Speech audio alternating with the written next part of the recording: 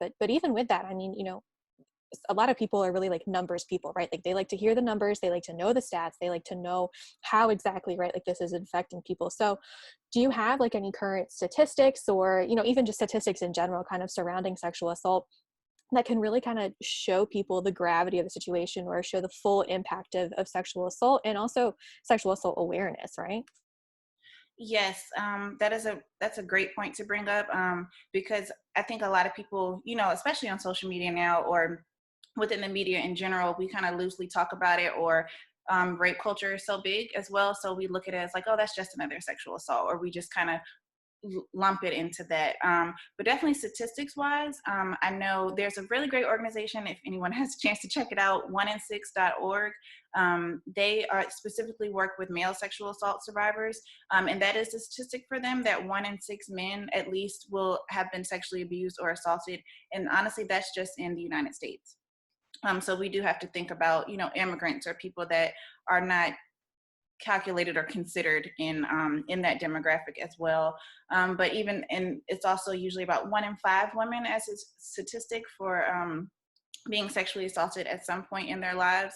Now, some age groups are a little bit more likely or at higher risk, just based on college students, so maybe a higher level of drinking, higher level of sexual assault, or being at parties, not really knowing people that they may be around.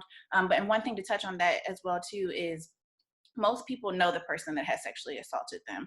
I think I do have that statistic as well too. Yeah, in 8 out of 10 cases of rape, the victim knew the perpetrator. So that's a very, very high number. It usually is not the stranger in the alley that we hear about, or kind of the person in the white van luring a kid with candy. It usually is a family member or an acquaintance or someone that the person knows.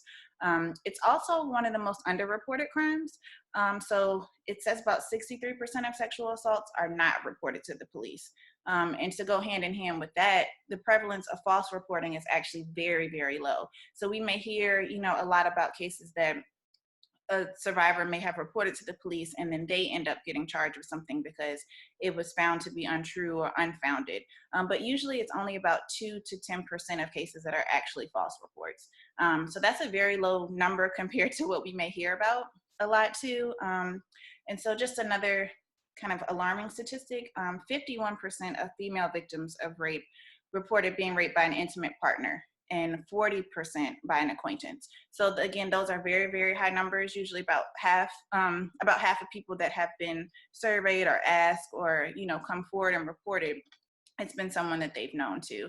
And then of course 52% of male victims report being raped by an acquaintance, or a stranger, 15% by a stranger, sorry. So it's been, the statistics are rising, unfortunately, but we are getting a lot more current statistics too. And I will say that a lot of people are coming forward and reporting, and there are different, various different ways to report. So I don't want it to seem like, you have to file a report with the police, and that's the only way that you're going to get justice. There are a lot of different ways. That's why we do offer the counseling, and we do offer, victim witness and everything, to understand your options and understand the procedures of what you may experience as well too. Right. And you definitely touched on, the fact that we have a lot of underreported cases and things like that. And, people are choosing not to report for so many different reasons.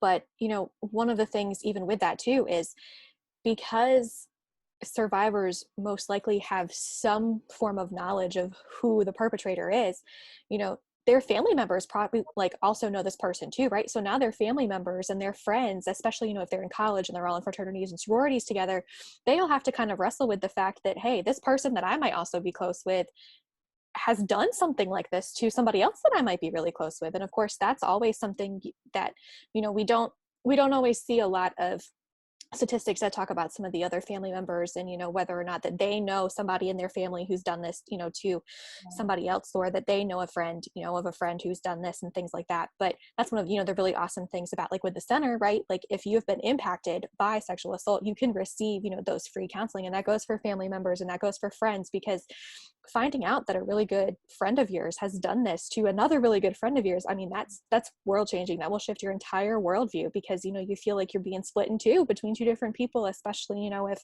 the other person doesn't take accountability for what they did, or, you have to, because we've magnetized the idea of false reporting, some people are probably thinking in their head, well, is this person, lying about what was done Mhm. to them and things like that. So, when you look at these statistics and realize there's so many people that know somebody who knows somebody, that has not only had this experience, but has done this to somebody else too. So